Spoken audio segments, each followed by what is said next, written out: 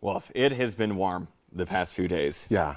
Like, I can't even, it was pretty terrible, actually. We had some really high temps over the last couple of days in Fargo, and while we might see a bit of a break, I mean, today we're a little bit cooler. Right now, it's important that we need to keep in mind about things with heat stroke. So we can get to that in a bit, but I mean, how did you fare during that hot weather we had? Did you have air conditioning at where you are? Okay, so good. the air conditioning is literally in my living room, so I was just sitting in my living room all weekend long, pretty much like an ice cube. Yeah. And it definitely shows discipline, because I wanted to get up and like move around, but I'm like, I have to stay in place because I have to be sedentary so that all the coolness can just wrap around me. Yeah, I agree with that. It is. It was really no joke, the heat that we had recently. And you grew up around Chicago, Yes. right? Do they get these hot summers like this where it gets boy, hot like that, do or? we? Yes. Oh, okay. So it definitely is kind of, in comparison to Fargo, similar. We have those very, very cold winters and the very, very hot summers. Okay. So it definitely is warranted that you have to be mindful of the temperature if it gets over 100 degrees, to just, find something cool to soothe your insides, and, drink lots of ice cold water, popsicles, things that really cool down your systems, because your systems can overheat and your organs can start to fail. Yeah, and there's a bunch of different heat illnesses that people can suffer from. Like we all know of like a heat stroke. We've heard of that one before. We've heard of heat exhaustion, but heat cramps is something that I actually hadn't heard of before until right now, so something to watch out for. But when it comes to that heat stroke, look out for these things that are up on your screen right now. So we got a temp of 104.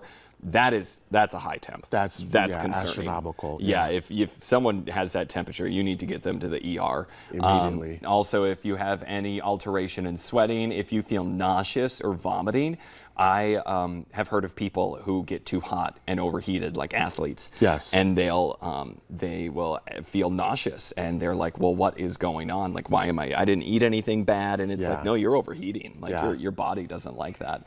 Also, watch out for red, hot, dry skin, muscle weakness or cramps, and rapid heartbeat as well. So there's a few things that you need to watch out for. And then there's some do's and don'ts that people have as well for heat stroke. Yes. And some of them are applying ice packs to the patient's armpit, groin, neck, and back areas. And these are mainly because of the blood vessels that are close to the skin are cooling down and reducing body temperature.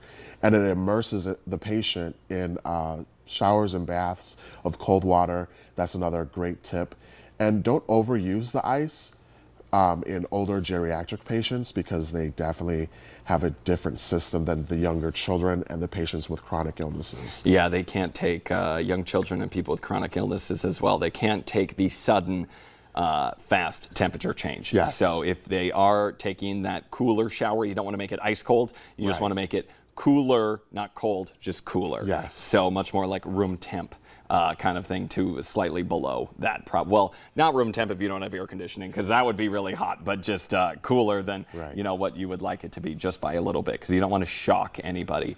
And then if you have a heat stroke without rigorous exercise, it can be a very dangerous sign if you are just sitting in it, and that is what happens. Then you really need to go get help. Right.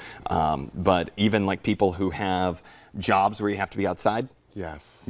like farmers, construction workers, a lot of different landscapers. Yep, they have to be outside.